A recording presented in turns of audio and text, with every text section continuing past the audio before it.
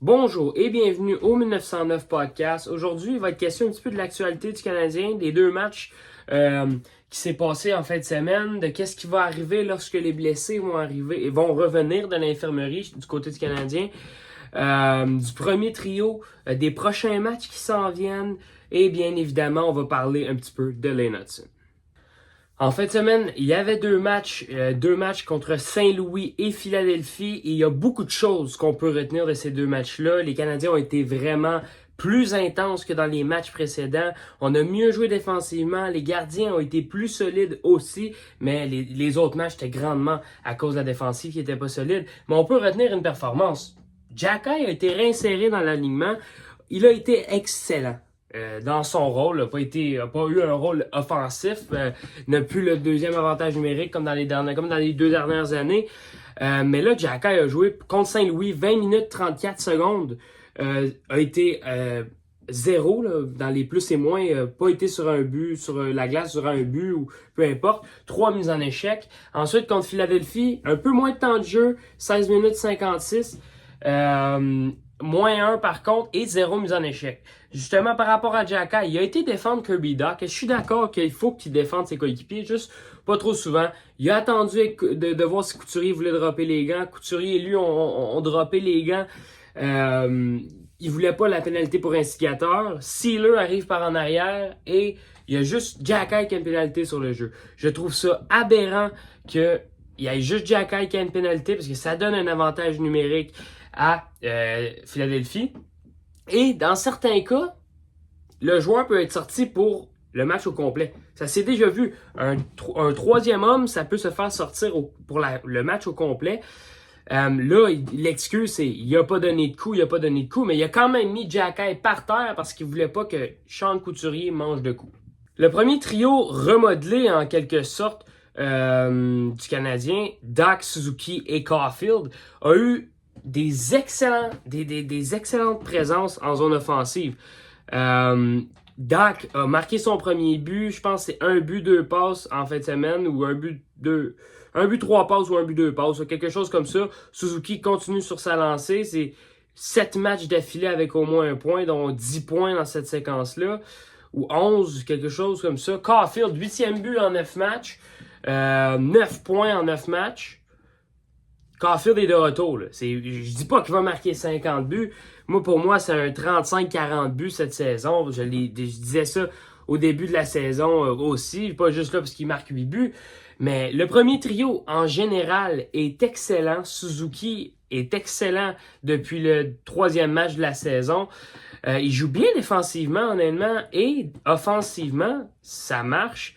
Il y a 11 points ou 10 points. Donc, pour moi, c'est un bon début de saison pour le duo sur le premier trio en tant que Caufield et Suzuki. Dach, s'il est capable de se greffer là-dessus, c'est quoi qui va arriver? On le sait pas, je vais en parler un peu plus tard dans la vidéo, mais aussitôt que Slafkovsky revient, c'est quoi qu'on va faire? Puis juste Caufield en général. Pour moi, Caufield, depuis le début de la saison, c'est un des meilleurs joueurs du Canadien de Montréal. Bien sûr, il y a Lane Hutson. Bien sûr, dans les premiers matchs, il y avait Samuel Montembeault qui gardait les buts sur la tête. Matheson a un bon début de saison aussi. Mais pour moi, Cole Caufield, depuis le début de la saison, c'est le meilleur joueur. 8 buts, une passe. En 9 matchs, ça fait longtemps qu'on n'a pas vu une prestation de marqueur de but. Puis c'est pas des buts...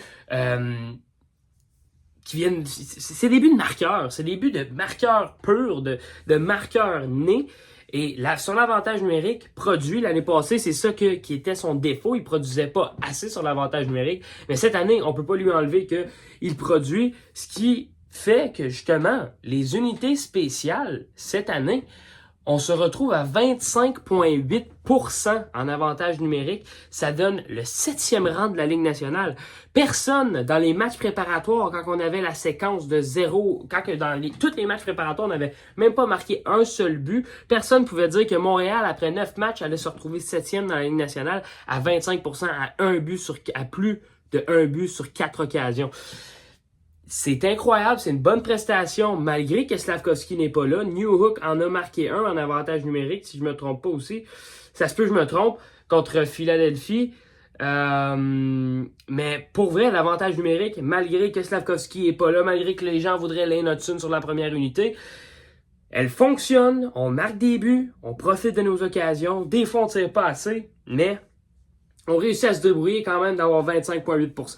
Même le désavantage numérique est excellent depuis le début de la saison. On est à 90,3% depuis le début de la saison, ce qui nous donne le 3e rang dans la Ligue nationale. On dit souvent qu'au cumulatif de tes 2 unités spéciales, il faudrait que tu te retrouves à 110% avec l'avantage numérique et le désavantage numérique. Présentement, le Canadien de Montréal est à 116,1%. C'est excellent. C'est pour ça qu'on joue à 500. Sans les unités spéciales, le Canadien de Montréal se retrouve bon dernier dans la Ligue en compagnie des Sharks de San Jose. Je rigole même pas. En désavantage numérique, on donne beaucoup de désavantages numériques quand même. Mais le travail avec Jake Evans, Joel Armia, Josh Anderson, Christian Dvorak et les défenseurs qui sont utilisés est excellent. Ça fait qu'on se prend pas de but. Les gardiens sont excellents en désavantage numérique.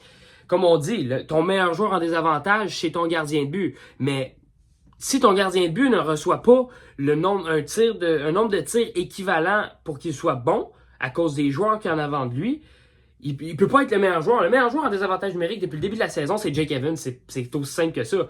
Il te fait des séquences qu'il perd des secondes importantes le long de la rampe en zone offensive contre 4 joueurs. Jake Evans, depuis le début de la saison, c'est probablement le joueur le plus sous-estimé. Pas le meilleur, le plus sous-estimé du Canadien de Montréal. Il est excellent dans toutes les facettes du jeu. Il ramasse des points pour la première fois de sa carrière. Il a jamais été autant bon que ça dans toutes les facettes du jeu. Et on lui a enfin trouvé un rôle et des coéquipiers qu'il est bon avec et qu'il se sent à l'aise avec. J'en avais parlé lorsque Slafkovsky va revenir. Qu'est-ce qu'on fait avec le premier trio vu que Kirby Dach semble avoir pris un air d'aller sur le premier trio avec Suzuki et Caulfield? Est-ce qu'on met Slav sur le deuxième trio en compagnie d'un Armia, Newhook ou Kapanen, Newhook, Kapanen, Armia, peu importe, vu que Kapanen joue bien sur le deuxième trio? C'est quoi qu'ils vont vouloir faire? Est-ce que tu remets Dach au centre quand on voit clairement que depuis le début de sa carrière, lorsqu'on le met à l'aile, il semble beaucoup plus à l'aise qu'au centre. En plus, les mises en jeu depuis le début de sa carrière, c'est entre le 40% et le 30%. Donc, on voit qu'au cercle des mises au jeu, pas à l'aise. À l'aile, il semble beaucoup plus à l'aise. Donc, ce serait logique de le mettre à l'aile. Donc, qu'est-ce qu'on va faire? Surtout que Slav avait 6 points en 6 matchs sur le premier trio, où il y avait des points sur l'avantage numérique, mais peu importe, il y avait quand même 6 points en 6 matchs et il ne jouait pas tant bien que ça. Donc, imagine, il prend son air d'aller, il commence à mieux jouer. Donc, là, il joue pas bien et il a 6 points en 6 matchs. Imagine s'il jouait bien. Là, Dach vient de retrouver sa confiance sur le premier trio. Tu veux-tu le mettre sur le deuxième, qu'il perde cette confiance-là, il faut que tu le rebâtisses encore? Ça va être à Martin Saint-Louis de dire ça. Mais pour moi, Slafkovsky, Suzuki, Caulfield, c'est un excellent trio. Mais pour moi, Suzuki, Caulfield, Dach ne change pas une formule gagnante. Suzuki, Caulfield, Dach joue mieux que quand Slafkovsky était sur la première ligne en début de saison. Ce trio-là se cherchait sur la glace et on voit que maintenant avec Kirby Dach commence à retrouver ses repères. On sait qu'il n'avait pas joué pendant plusieurs mois.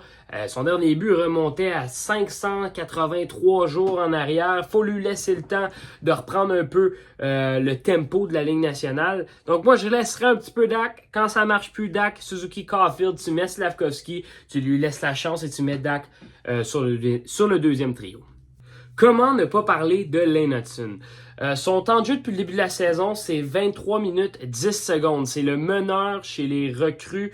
Il est très haut placé pour le temps de jeu à toutes les parties chez le Canadien. Et son temps de possession, c'est incroyable. C'est le meneur chez les recrues en termes de temps de possession sur la glace. Chez le Canadien aussi. Et lorsque tu as la rondelle comme il l'a et lorsque tu as les talents, l'agilité, le coup de patin, les mains, lorsque tu as la rondelle, c'est impressionnant à voir. C'est impressionnant à voir sa vision de jeu. On sait que dans les premiers matchs de la saison, il était un petit peu plus à l'aise, on va dire, parce qu'il était moins surveillé. Parce qu'au début, tu sais, c'est une recrue, tu veux voir tu le connais pas, t'as juste vu des highlights dans la NCAA, mais là, t'as commencé à pouvoir voir des replays du côté des autres équipes, de voir des replays, puis de pouvoir comprendre comment que Lane Hutson joue, ça va aider les équipes à le contrer. Et il ne faut pas oublier cette statistique qui est sortie dans les derniers jours. C'est le premier défenseur de l'histoire du Canadien de Montréal à obtenir 7 mentions d'aide lors de ses 10 premiers matchs en carrière avec le CH. C'est excellent parce que, à savoir, c'est une grande, on le sait, le Canadien, c'est une grande histoire. Ça fait plus de 100 ans qu'ils sont dans la Ligue nationale. Il y en a passé des défenseurs, mais c'est le seul qui a été capable d'accumuler 7 mentions d'aide lors de ses 10 premiers matchs. C'est extraordinaire. On voit que son avenir est pas écrit, mais son avenir est très prolifique. Puis, dans les statistiques avancées, j'ai regardé un peu ces statistiques avancées et 51% du temps, Martin Saint-Louis utilise Lane Hutson lors de des mises au jeu en zone défensive. C'est prouvé à quel point Martin Saint-Louis a confiance en Lane Hutson et en qu'est-ce qu'il peut te donner, même en défensive. Il joue en désavantage numérique, là, Lane Hutson. C'est pas rien. Là. On lui fait confiance sur beaucoup d'aspects, Lane. Puis, ça va juste aider son temps de jeu, premièrement, ses statistiques, autant défensives qu'offensives. Puis, ça va nous montrer à quel point ça a été un vol lors du repêchage 2022 au 62e rang. Ça va nous montrer que c'est le vol de ce repêchage-là. Comme dans les dernières années, le Canadien est victime d'énormément de blessures. Kaiden Guhle, Slafkovsky, Barron et on le sait, Lane au début de l'année. Kaiden Guhle a été blessé contre les Kings de Los Angeles, avait terminé la rencontre. Le lendemain, on a rappelé Logan Mailloux. On pensait que c'était pour Mike Matheson parce que lui n'avait pas terminé la rencontre. Mais finalement, on nous dit que c'était pour Kaiden Guhle, qui allait être absent pour quelques jours, quelques semaines, peu importe. Là, il a recommencé à patiner, mais avait un excellent début de saison, était en plus 4 avec 4 points en 5 matchs. Puis là, c'est Slafkovsky à l'entraînement qui a tiré son épaule gauche, semblait avoir un inconfort au niveau de l'épaule gauche. On nous a annoncé que c'était une absence de minimum 1 semaine. Là, a recommencé à patiner avec l'équipe, mais une blessure qui arrive encore, un accident un peu, à l'entraînement, un lancer, ensuite un inconfort, reste sur la glace pour voir si cette douleur va partir. Finalement, à part, c'est beaucoup de malchance du côté du Canadien. Morgan Darren avait la tête basse, Jacob Trouba, c'était un hit. C'était une mise en échec totalement, je pense. Pour moi, c'était pas une mise en échec légale, malgré que Justin Barron avait la tête basse.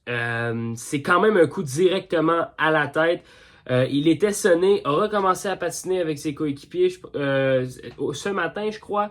Mais c'est clairement une commotion cérébrale. La bonne nouvelle, c'est qu'il a recommencé à patiner. L'aîné, on le sait, une entorse au genou. Il y a encore une attelle, mais marche sans béquille. À part ça, pas de nouveauté dans ce dossier-là. C'est la bonne nouvelle, c'est s'il n'y a pas de nouveauté, ça veut dire qu'il n'y a pas de mauvaise nouvelle encore. Tout le monde a hâte de le revoir jouer. Ça va venir solidifier le top 6. On a hâte de le revoir jouer. Les blessés vont revenir. À part l'aîné et Raphaël Harvey-Pinard, Barron, Slafkovsky et Kaiden Guhle devraient tous revenir dans une fenêtre de 2 semaines maximum.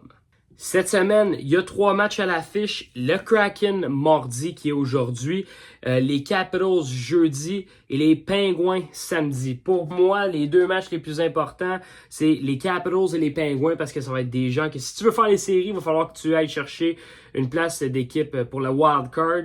Donc, il va falloir que tu te battes contre les Capitals et les Penguins parce que je pense que c'est 2 équipes qui peuvent être dans la course aux séries pour la wildcard, comme le Canadien de Montréal. Donc, pour moi, c'est ces 2 matchs-là les plus importants. Ce soir, ça va être un très bon match face au Kraken.